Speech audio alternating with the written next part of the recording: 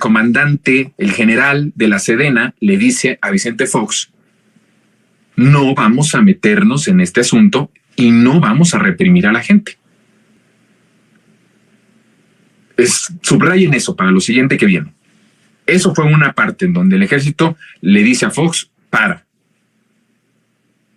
Literalmente le dijeron a Vicente Fox: para ya.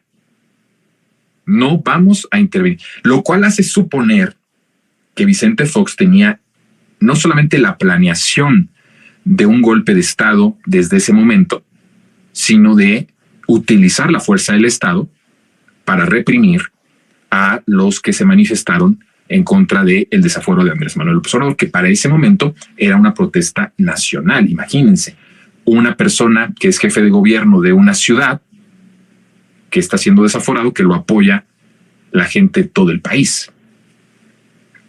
Es algo muy fuerte. El ejército lo vio y entendió que esto era algo tan orgánico que iba a ser imparable y que si se pretendía parar con la violencia iba a traer una espiral muy fuerte del que ellos no iban en este momento y en esa circunstancia a tener responsabilidad. Por eso le dicen a Fox: para. ¿Por qué le dicen Fox a par? Porque ya el ejército en ese momento tenía mucho poder, de tanto que se les fue dando desde Salinas de Gortari, o desde mucho antes de Salinas de Gortari, pero para el objetivo del plan transeccional salinista desde Salinas de Gortari, con el objetivo de que garantizaran que ningún levantamiento social los iba a derrocar o iba a permitir que su proyecto de saqueo fracasara.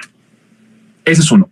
Hay otro en donde también por cuestión militar se le dice, y eso fue en el sexenio de Peña Nieto, le da un infarto a Andrés Manuel López Obrador y en el momento en el que lo trasladan, desde el momento en que se sabe la noticia que sufrió un infarto, que además la noticia le llega al CISEN de manera muy rápida, casi al momento, porque Andrés Manuel era una persona que siempre fue espiada, siempre fue seguida, siempre había alguien del CISEN siguiéndolo, no solo a él, sino a su familia, ¿no? Entonces la noticia llegó casi de manera inmediata. Y la orden que se da desde arriba fue la protección militar a Andrés Manuel López Obrador en el hospital. Se resguarda el hospital en donde lo atienden, y la orden fue que resguardaran su vida. Porque decían, si le pasa algo a López Obrador, si algo le hace a alguien externo a López Obrador mientras está en el hospital o en ese momento de vulnerabilidad, puede haber un estallido social. Eso no se sabe mucho, esta parte, pero sucedió. Esa es como una segunda en donde desde la cuestión militar se advierte de algo, ¿no? Al poder político. Bueno, cuando llega Andrés Manuel López Obrador, sabiendo que había ya dentro del ejército un desastre completo. Un desastre completo porque los militares, ya dejemos de poner porfa, producción, a los militares. Los militares están en su esencia, son personas que reciben órdenes civiles en México y acatan las órdenes civiles, ¿sí? Esa es la naturaleza de las Fuerzas Armadas, incluso de los generales, de los coroneles, de todas las divisiones de autoridad que hay, de todos los mandos de autoridad que hay. Pero cuando llega López Obrador al gobierno, eso ya se había convertido prácticamente como en una cuestión política, como se pelean los civiles en los partidos. Ya querían repartirse al ejército, querían repartirse el poder, querían repartirse el negocio, porque había muchos negocios dentro del ejército. Me da mucha risa ahora que dicen, le está entregando el presidente López Obrador el negocio de aéreo, el de transporte, el de los aeropuertos, el de las aduanas, y empiezan a decir un montón, ¿no? de cosas, y nunca se dieron cuenta que pues el ejército tenía negocios sucios, también con el crimen organizado, como lo tuvieron los civiles. Pues ¿cuál fue la cuestión con ellos desde Calderón? Pues recibe también una parte correspondiente. Estoy hablando de las élites. No estoy hablando de todo el ejército. Estoy hablando de los de arriba. Entonces, esos de arriba, cuando llega López Obrador, ya se estaban repartiendo los territorios, se estaban repartiendo la autoridad, el poder, y López Obrador lo que hace es contrario a lo que se piensa, que López Obrador es un rehén del ejército, enfrenta a las élites del ejército. Porque existen élites políticas, élites económicas, y evidentemente que para que se sostuviera tanto este régimen salinista neoliberal tenía que haber élites militares. Entonces empieza a poner orden desde el primer momento, desoye la tradición de que el sucesor lo nombraba el secretario de Defensa saliente. López Obrador pide que se haga una investigación, pide que se haga una cuestión de referencias para ver cuáles son los mejores perfiles para el ejército y para la marina, y rompe con una tradición que en cierto sentido era una tradición de impunidad. Como en lo político, también en lo militar se repitió, ¿sí me explico? En lo político, ¿quién dejaba a su sucesor? Pues el que se iba, ¿no? Ese es el que lo dejaba. Y así era una cadena para que siempre hubiera impunidad y para que siempre hubiera continuidad del plan transeccional. En el ejército empezó a pasar lo mismo. Era como una sucesión que cuidaba las espaldas del comandante o del general saliente y heredaba el poder y heredaba también los negocios que en ese momento se tenían. Entonces, llega a poner el orden porque la trampa y por qué les lastimó tanto y les perjudicó muchísimo dejar de tener una élite en el ejército, porque el plan justamente era que como las instituciones no iban a funcionar para la transformación y López Obrador iba a fracasar, esto iba a traer un descontento, porque ya había un descontento, así lo pensaban ellos, ya había un descontento con Peña Nieto, que es el agotamiento, la explosión completa del país, ¿no? Y del sistema y del régimen. Ya no aguantaba más, ya no aguantaba el país y ya no aguantaba tampoco el proyecto. Por eso Peña Nieto quiso hacer una reestructura del proyecto salinista neoliberal, que es otro tema que no les he tratado de decir, no les he explicado, no les he contado. Muy interesante esa parte, se los cuento después. Como ya era el agotamiento del sistema, se derrumba el sistema y obviamente pues también se derrumba el país. Los dos al mismo tiempo, no uno primero que el otro, no, los dos al mismo tiempo. Entonces ellos calculaban, López Obrador solo es alguien anti-status quo que va a fracasar y eso va a ser más fuerte el descontento, que va a ser además un descontento agregado al de Peña Nieto y se le va a sumar el de Andrés Manuel López Obrador. Entonces ellos calculaban que el presidente iba a fracasar al grado de que iba a empezar la protesta, de que el pueblo le iba a dar la espalda, de que el pueblo se iba a desilusionar tanto de Andrés Manuel que iban a haber grandes protestas, grandes mareas de personas, de sindicatos, de mineros, de campesinos, de estudiantes, de maestros, de trabajadores, todos, que iba a haber una explosión, un apocalipsis. Y que López Obrador no iba a tener de otra, como ellos en su momento, de hacer uso de las Fuerzas Armadas para defender su transformación o su proyecto. Y entonces, teniendo a las élites de su lado, en el momento en el que ya se viera muy rebasado este gobierno por la desilusión, la desesperanza de la gente y el hartazgo de que López Obrador no cumplió, entonces, en ese momento, las élites del ejército se apoderarían del país y darían un golpe de Estado. Era el plan perfecto que ellos tenían desde hace tiempo. Lo calcularon muy bien. Hay declaraciones de personajes antes de la elección, que ya se sabía que iba a ser ganada por Andrés Manuel López Obrador. Hay declaraciones antes y durante los primeros años del sexenio de oligarcas que entre ellos en reuniones estaban muy seguros de que este sexenio no iba a terminar. de que López Obrador no iba a terminar el sexenio. Incluso en esas pláticas donde se tenía, hacían bromas que hacían alusión justamente a ese hecho de que no te preocupes, es pasajero y va a ser menos tiempo del que piensas. Sabían muy bien de este plan. Entonces el ejército, en estas élites del ejército, en manos de ese régimen, porque esa élite pertenecía o pertenece, porque sigue existiendo, muy debilitada, muy ya puesta en orden, pero sigue existiendo y forma parte del régimen salinista neoliberal. Esas élites estaban listas para el momento, en el momento que se tuviera que dar. Sucedió en Bolivia, por ejemplo, ¿no? Acuérdense ustedes, había manifestaciones, había todo este tipo de cosas, y entonces, pues ahí de repente sale el comandante de las Fuerzas Armadas de aquel país y consuma, y le da un plazo de horas al presidente de Bolivia de retirarse, de dejar el poder. Es el escenario que pretendían hacer aquí en nuestro país.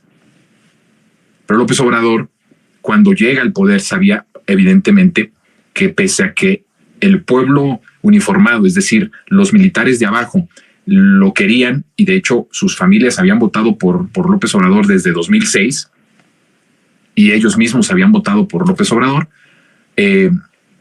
sabía que las élites tenían y habían acumulado muchísimo poder, al grado de que esos militares en algún momento con Fox le habían dicho a Fox y le habían advertido a Fox que parara. Imagínense, un militar no puede hacer eso a un presidente.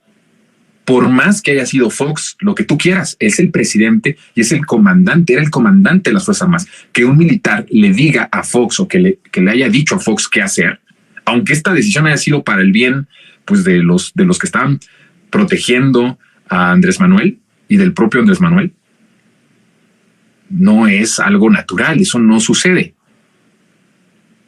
Entonces, Andrés conoció esta información, Andrés la conoció de personas muy cercanas al caso a través de mi amigo, mi gran amigo, Agustín Pinchetti. Él tiene contactos con los militares y José Agustín Ortiz Pinchetti le dice a López Obrador, le cuenta, está pasando, en el tiempo del desafuero, le dice, está pasando esto, el ejército ya dijo que parara Vicente Fox. De hecho, Andrés Manuel sabía que algo iba a pasar, estaba un poco nervioso. De hecho, cuando está en el Zócalo, que le pide a la gente no ir porque la gente quería ir con él a San Lázaro, de por sí hubo mucha gente, pero imagínense todos los del Zócalo, que eran más de 1 millón, ahí se podía desbordar. Andrés sabía muy bien y estaba nervioso, aunque ya José Agustín Ortiz Pinchetti le había dicho, van a parar esto. O sea, este proceso lo va a parar el ejército porque ya hablaron con Vicente Fox. Entonces López Obrador desde ese momento sabía que el ejército estaba acumulando mucho poder. Y sí, ciertamente yo creo que hubo en algún momento mucho nerviosismo de López Obrador y de todo, del nuevo gobierno, de saber cómo iba a ser la reacción del ejército. López Obrador tenía solo de dos: o se sometía, que era prácticamente traicionar el proyecto, se convertía en un títere de los militares, de la élite militar, que era parte del régimen salinista neoliberal. Entonces, ¿para qué lo derrotaste electoralmente si vas a terminar sometido a las élites militares? Que esa era la apuesta del régimen salinista neoliberal. ¿Qué pasa? López Obrador, muy astuto como siempre que es, desde el primer momento elimina. No le tomó 1 año, 2 años, no. Sabía que en ese momento tenía el respaldo a flor de piel de la votación y era el momento, era ahora o nunca. Y entonces en el momento que tenía que hacerlo, López Obrador debilita a la élite militar. La neutraliza de una forma muy importante, nombra a personas que fueran leales, que vinieran de abajo del ejército, no de las élites, y entonces empieza a armar todo su proyecto. O sea que la trampa maldita, ¿no? Como hay una canción de una cantante popular, la trampa maldita del ejército, López Obrador la revierte para crear nuevas instituciones, para crear bienestar, para crear construcción de infraestructura de progreso y bienestar en todo el país. De nuevo gana López Obrador con esa jugada, pero la intención que ellos tenían y que siguen teniendo en algún momento es que esa élite empiece a recuperar fuerza y que a la primera debilidad del presidente en turno, quien quiera que sea, desde luego de la Cuarta Transformación, ellos puedan apoderarse de nuevo. Entonces, es importante que tengamos este conocimiento de cómo sigue existiendo esa élite, sigue existiendo. Se han tomado varias decisiones con el fin de tratar con esa élite. Lo de Cienfuegos es una de ellas. Desde luego que la jugada de Cienfuegos es una de esas en donde hay un gesto para ir neutralizando cada vez más a la élite. Y López Obrador lo que hace es que no se somete a esa élite, sino que hace que esa élite tenga menos poder, menos influencia, y entonces empieza a utilizar al ejército para obras de bienestar, que eso ya lo hablé en otro monólogo, ¿no? De el objetivo claro que tenían y que ahora tienen las Fuerzas Armadas, hacia dónde va las Fuerzas Armadas en tiempos de la transformación. Bueno, López Obrador ha puesto las bases de hacia dónde puede transitar las Fuerzas Armadas en este momento y en este sexenio. No se explica el éxito de la transformación, no se explica que exista la transformación en el país sin el papel de las Fuerzas Armadas. Pero no de las élites de las Fuerzas Armadas, sino del pueblo uniformado, de los de abajo. De nuevo, ocupó la fórmula que es la fórmula en la que cree López Obrador, en la que milita, que es con el pueblo todo, sin el pueblo nada. La ocupa esa fórmula en el ejército. Yo voy a gobernar, voy a hacer uso del ejército, porque además también es pueblo para beneficiar al pueblo. Porque estas instituciones no sirven. Y en lo que hacemos que sirvan, y en la que los transformamos y en la que las cambiamos, vamos a seguir por este lado. Entonces ocupó la misma fórmula del pueblo, pero en el ejército. Y fue quitando los negocios, las influencias, las decisiones, toda la serie, ¿no?, de delitos y de cuestiones que esa élite había cometido, gracias a la clase política. La clase política siempre fue la responsable de darle tanto poder al ejército, a esa élite del ejército, para que sostuvieran su régimen de saqueo y de privilegios y de corrupción. De esta forma, mis queridas resentidas y resentidos, tenemos una correlación de fuerzas. Si usted piensa, le han contado que era muy fácil, como dice mi mamá y mi abuela, y decían mis abuelas, ¿tú crees que se enchilame otra? Si usted pensó, alguien le contó, o aún le siguen contando en cualquier espacio, que gobernar y que transformar era tan sencillo, pues ya se dio cuenta usted que no ha sido fácil para López Obrador gobernar este país. De verdad no ha sido fácil. No nos alcanzamos todavía a visualizar todos los obstáculos. Nadie, lo digo con toda humildad, nadie de mis colegas en YouTube, en los medios públicos, no, bueno, menos en los medios públicos, en ningún lado está hablando de esto.